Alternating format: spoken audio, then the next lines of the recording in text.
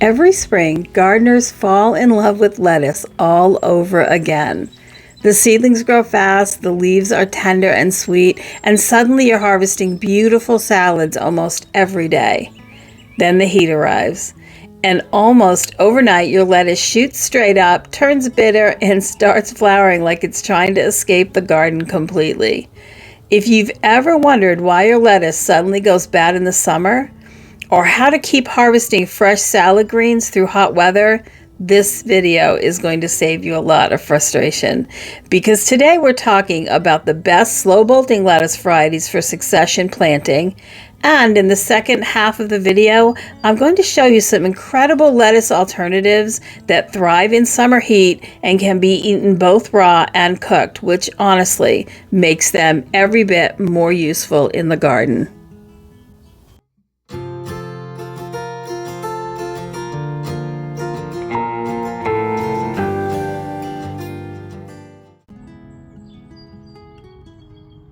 Lettuce is naturally a cool weather crop. It absolutely thrives in spring and fall temperatures, but once daytime heat starts climbing consistently, especially combined with warm nights, the plant switches into survival mode. And that's what bolting really is. The lettuce plant thinks its life cycle is ending, so instead of making tender leaves, it sends up a flower stalk to produce seed as quickly as possible. And once that happens, the flavor changes fast. The leaves usually become bitter, tougher, and less enjoyable to eat. Now, the good news is you can extend your season a lot longer with succession planting and by choosing the right varieties. One of the biggest mistakes that gardeners make is planting all their lettuce at once in early spring. That gives you one giant harvest window, and then suddenly everything finishes together. Instead, succession planting spreads your harvest out over time. A simple way to do it is to plant a new small section of lettuce every 2 to 3 weeks throughout the whole growing season.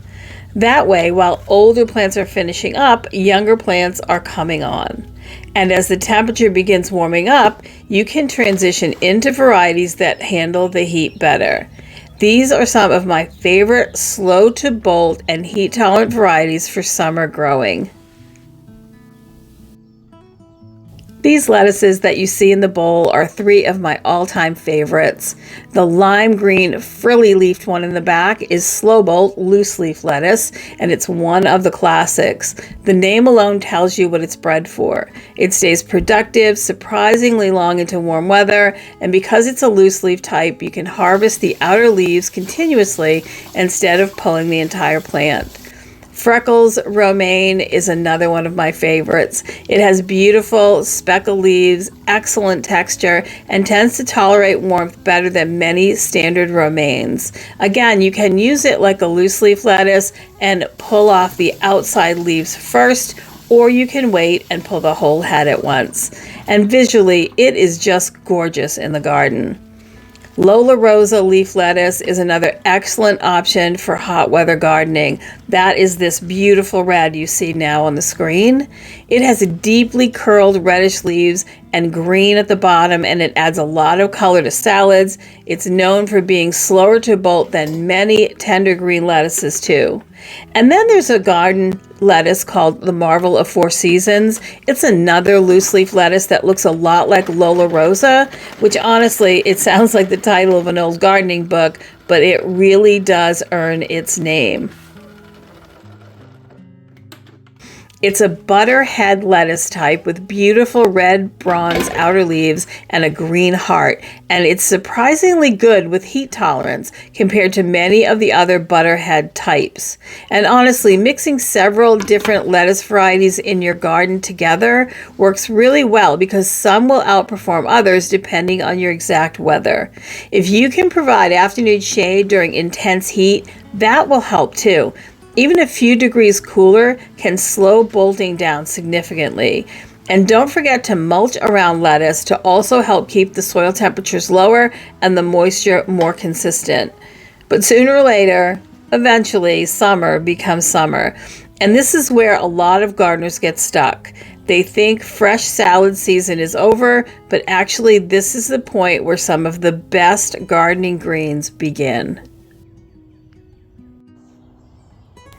Before we jump into the summer greens that completely changed how I garden through hot weather, I want to just take a few seconds to thank everyone who supports this channel and my small handmade business. Hand-woven necessities, designed to last and made to be loved. They're stronger, more absorbent, and made for everyday luxury.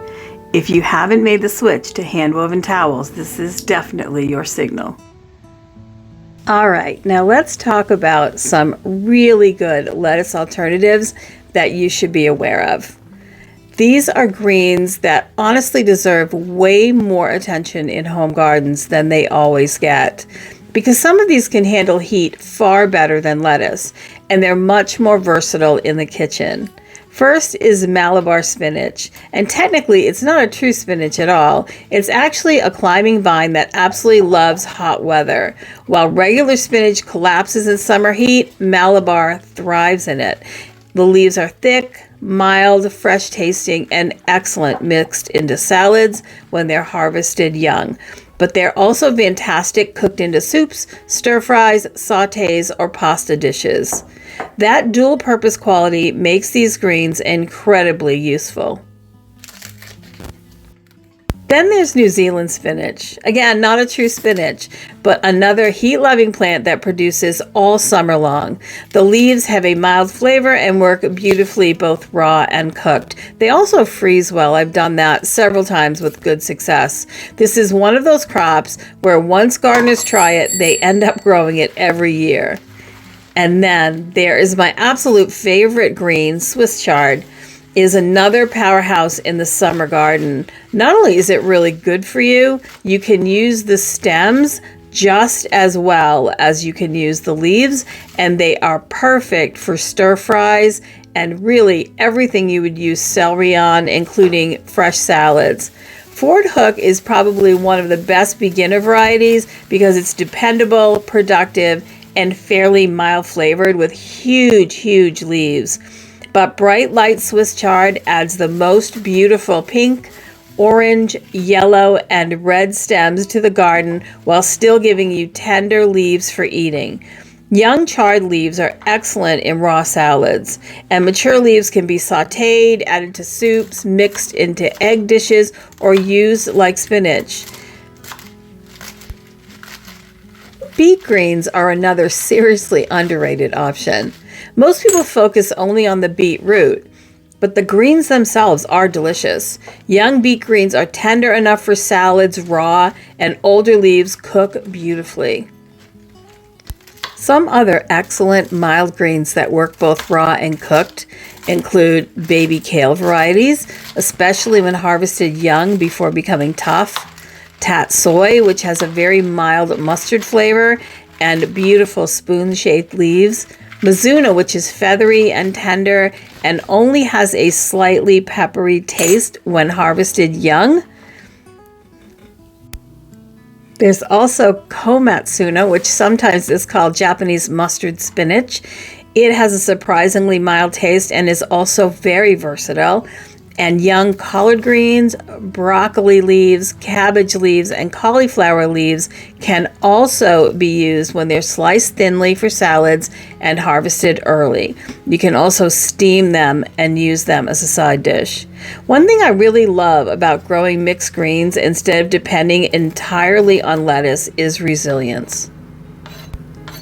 If one crop struggles, another usually thrives, and suddenly your garden isn't limited to one short spring window anymore. You can keep harvesting fresh greens for months or longer. Anything growing in my garden for greens after the early part of spring is always grown under netting to prevent bug problems and make harvesting and use much easier and much more pleasant. So if your lettuce always seems to bolt the minute summer arrives, don't think of it as a failure. It's just the natural life cycle of a cool weather crop. And the real trick is learning how to transition your garden with succession planting, heat-tolerant lettuce varieties, and some summer greens that actually enjoy hot weather. And honestly, once you start growing some of these alternatives, you may find yourself relying less on traditional lettuce altogether. Well, if you enjoyed this content, here is another video I think you will also enjoy. Thank you for being here today, and I look forward to seeing you soon. Take care.